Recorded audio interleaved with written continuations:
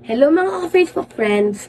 Ako nga pala si Martin St. P. Marave from St. Teresa of the Child Jesus Parish at ako ang magbibigay sa inyo ng reflection. Ngayong araw, ang ating pagninilayan ngayon na ang pag-aalilangan po sa ating paniniwala sa Diyos ang siya din pong magpapalayo mula sa Diyos. Dahil po sa tuwing tayo ay nagdududa, pumapasok po ang pag-aalinlangan at pagkakasala. Sa tuwing po tayo ay nanghihina para po maniwala at magtiwala sa kakayahan ng ating Panginoon.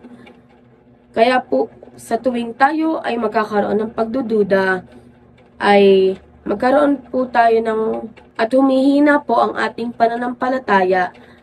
Kaya po lagi nating isipin na may Diyos po tayong makakapitan at malalapitan.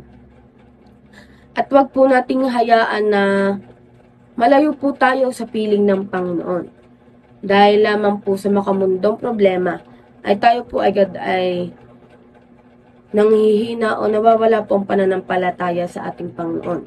Lagi po nating tandaan na may Diyos po tayo laging nasa ating tabi. Yun lamang po. Please subscribe po sa Facebook PH.